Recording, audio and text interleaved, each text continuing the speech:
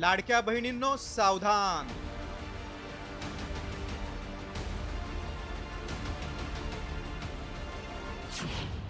तुमच्या नावावर होतोय स्कॅम.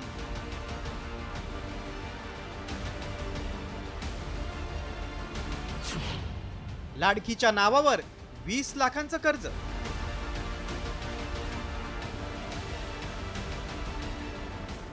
महिलांना आर्थिक सक्षम करण्यासाठी सुरू केलेली लाडकी बहीण योजनाच महिलांसाठी कर्जाचा फास बनली. कारण योजनेसाठी जमा केलेल्या कागदपत्रांचा वापर करून 20 लाखांचं कर्ज काढून लाडक्या बहिणींना कर्जबाजारी केल्याचा संतापजनक प्रकार समोर आलाय. मात्र हा घोटाळा कसा समोर आलाय पाहूयात. योजनेच्या लाभासाठी 65 महिलांकडून कागदपत्र जमा करण्यात आली. महिलांकडून आधार कार्ड, पॅन कार्ड, बँक पासबुकची माहिती घेण्यात आली. वित्त संस्थेच्या कर्मचाऱ्यांना हाताशी धरून कुर्ला आणि अंधेरीतून 20 आयफोनची खरेदी करण्यात आली. कागदपत्रांच्या आधारे आयफोन खरेदीसाठी 20 लाखांचं कर्ज घेतलं. खरेदी केलेले आयफोन इतर व्यक्तींना विकले. कर्जाची रक्कम न भरल्यानं वित्त संस्थेचे कर्मचारी महिलांच्या घरी धडकले.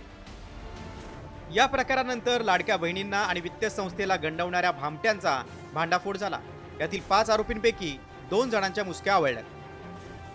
बजाज फायनान्सचे जे कर्मचारी आहेत त्यांनी गरीब लोकांचे डॉक्युमेंट्स घेऊन त्या लोनची प्रोसेस केलेली आहे आणि यांना गरीब लोकांना कोणत्याही प्रकारे ॲपलचा मोबाईल वगैरे मिळालेला नाही. आणि 20,07,000ची आता सध्या आमची अमाऊंट टोटल निघते आहे. कदाचित आणखी लोक वाढू पण शकतात. कारण या माध्यमाच्या अनुषंगाने मी लोकांना आवाहन करू इच्छिते की ज्यांची या पद्धतीनं फसवणूक झालेली आहे त्यांनी जरा समोर यावं. जास्तीत जास्त आम्हाला विक्टिम्स आहेत, बळीत आहेत, त्यांना आपण मदत करू शकतो. मात्र ही योजना सुरू झाल्यापासून लाडक्या बहिणींना गंडा घालण्याची ही पहिलीच घटना नाही. तर याआधीही लाडकीच्या फसवणुकीचे प्रकार घडले.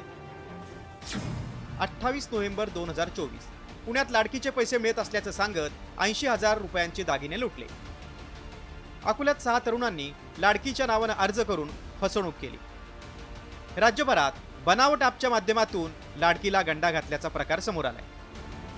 राज्य सरकारच्या महत्वाकांक्षी योजनेलाच भामट्यांनी सुरुंग लावत महिलांना कर्जबाजारी केले. त्यामुळे अशी भामटेगिरी रोखण्यासाठी सरकारनं कठोर पावलं उचलायला हवीत. एवढंच नाही तर आपली कागदपत्र जमा करताना त्या संदर्भात महिलांनी योग्य खबरदारी घ्यायला हवी. ब्युरो रिपोर्ट, साम टीव्ही न्यूज.